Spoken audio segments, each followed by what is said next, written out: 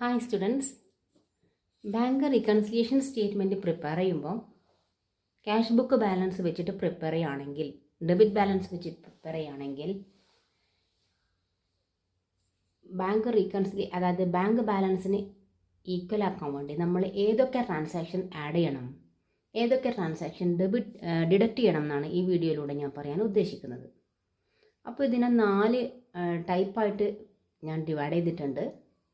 അപ്പോൾ ഓരോ ടൈപ്പ് വെച്ചിട്ടും ഏതൊക്കെ ആഡ് ചെയ്യണം, ഏതൊക്കെ ഡിഡക്റ്റ് ചെയ്യണം എന്ന് ഞാൻ പറയാം. ക്യാഷ് ബാലൻസ് ഫേവറബിൾ ബാലൻസ് ആയിരിക്കണം, ഡെബിറ്റ് ബാലൻസ് ആയിരിക്കണം.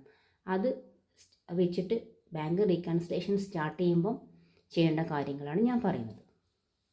അപ്പോൾ ഒന്നാമത്തത്, transaction recorded in cash book but not recorded in bank statement. അതായത് ക്യാഷ് ബുക്കിൽ റെക്കോർഡ് ചെയ്ത ട്രാൻസാക്ഷൻ പക്ഷേ ബാങ്ക് സ്റ്റേറ്റ്മെൻറ്റിൽ റെക്കോർഡ് ചെയ്തിട്ടില്ല. അങ്ങനെയുള്ള കേസിൽ ട്രാൻസാക്ഷൻ പലതരത്തിൽ വരാം. ക്യാഷ് ബുക്കിൽ മാത്രം റെക്കോർഡ് ചെയ്തു, പാസ്ബുക്കിൽ റെക്കോർഡ് ചെയ്തിട്ടില്ല. അങ്ങനെ വരുമ്പം ഏതൊക്കെ ട്രാൻസാക്ഷൻ ആഡ് ചെയ്യണം, ഏതൊക്കെ ട്രാൻസാക്ഷൻ ഡിഡക്റ്റ് ചെയ്യണം.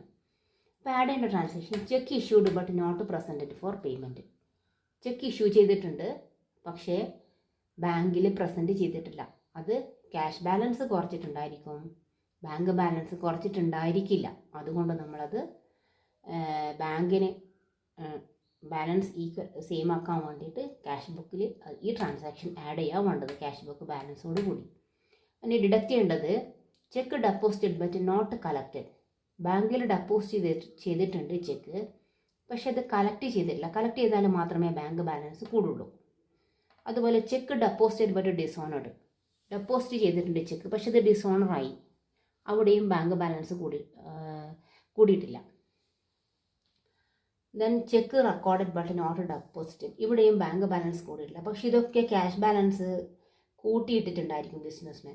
അപ്പോൾ നമ്മൾ എന്ത് ചെയ്യണം, ബാങ്കിന് ഈക്വൽ ആക്കാൻ വേണ്ടിയിട്ട് ഈ 3 ട്രാൻസാക്ഷനും ക്യാഷ് ബാലൻസിനോടുകൂടി ക്യാഷ് ബാലൻസിൽ നിന്ന് ഡിഡക്റ്റ് ചെയ്യാണ് വേണ്ടത്. കാരണം അവിടെ കൂട്ടിയിട്ടിട്ടുണ്ടായിരിക്കും ബിസിനസ്മാൻ. ഓക്കെ.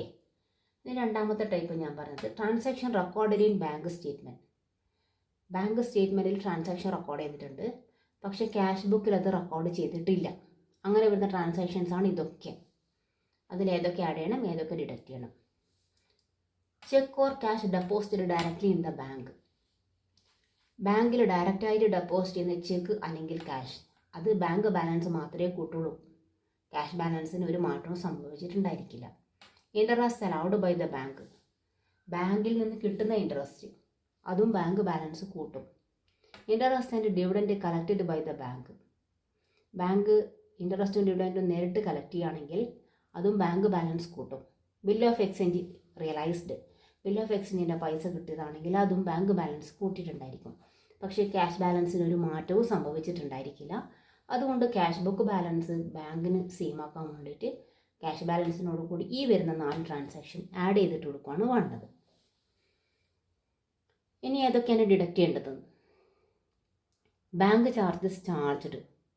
ബാങ്ക് ചാർജ് ചെയ്ത എമൗണ്ട് അത് ബാങ്ക് ബാലൻസ് കുറക്കും. Interest charged by the bank. Bank charge ചെയ്ത ഇൻട്രസ്റ്റ് അതും ബാങ്ക് ബാലൻസ് കുറക്കും. Discounted bill of exchange dishonoured. Bill of exchange dishonour ആയാൽ അതും ബാങ്ക് ബാലൻസ് കുറക്കും.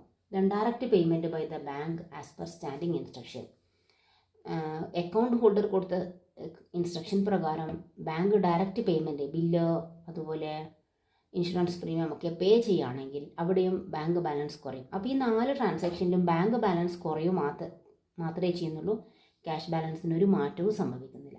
അപ്പോൾ ക്യാഷ് ബാലൻസ് ബാങ്ക് ബാലൻസിന് ഈക്വൽ ആക്കാൻ വേണ്ടിയിട്ട് ഈ കാണുന്ന 4 ട്രാൻസാക്ഷനും ഡിഡക്റ്റ് ചെയ്യാണ് വേണ്ടത്. ഇനി മൂന്നാമത്തെ ടൈപ്പ് പറയുന്നത് errors committed in the cash ബുക്കാണ്. ക്യാഷ് ബുക്കിൽ വരുന്ന എറർ, അതായത് ചിലപ്പോൾ വിട്ടുപോവുക, ഒന്നുകിൽ ആഡ് ചെയ്യുന്നത് തെറ്റായി ആഡ് ചെയ്യാം, അല്ലെങ്കിൽ റെക്കോർഡ് ചെയ്യാൻ വിട്ടുപോവുക, അങ്ങനെയുള്ള കാര്യങ്ങളൊക്കെ. First, cheque deposited in bank but not recorded in cash book. ബാങ്കിൽ ചെക്ക് ഡെപ്പോസിറ്റ് ചെയ്തിട്ടുണ്ട്, പക്ഷേ ക്യാഷ് ബുക്കിൽ റെക്കോർഡ് ചെയ്യാൻ വിട്ടുപോയി. അങ്ങനെയാണെങ്കിൽ ബാങ്ക് ബാലൻസ് മാത്രമേ കൂടുള്ളൂ, ക്യാഷ് ബാലൻസിനൊരു മാറ്റവും സംഭവിക്കില്ല. പിന്നെ undercasting errors in the receipt side and overcasting errors in the payment side. Receipt സൈഡിൽ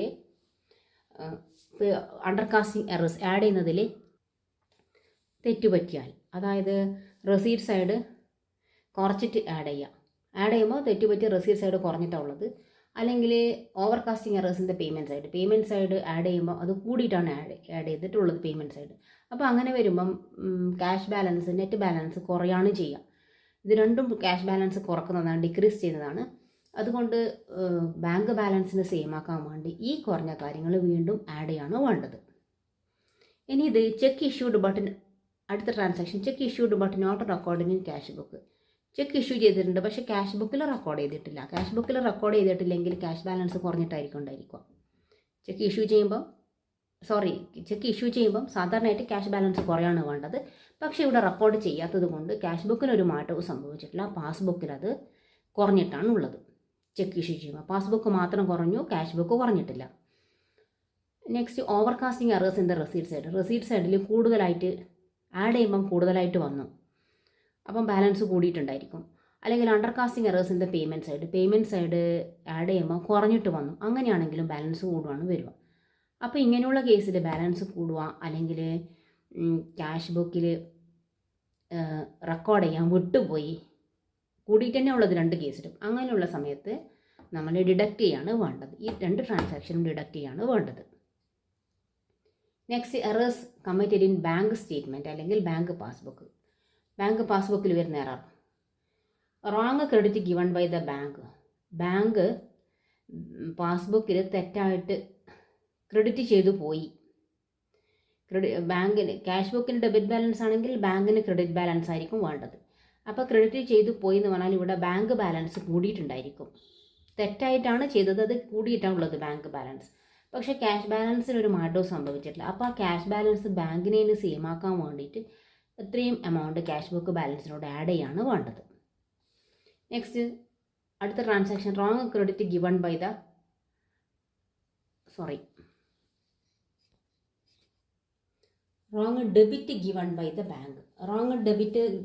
ദ ബാങ്ക് എന്ന് പറഞ്ഞാൽ അത് ബാങ്ക് ബാലൻസ് കുറച്ചിട്ടുണ്ടായിരിക്കും, പക്ഷേ ക്യാഷ് ബുക്ക് ബാലൻസ് കുറഞ്ഞിട്ടുണ്ടായിരിക്കില്ല.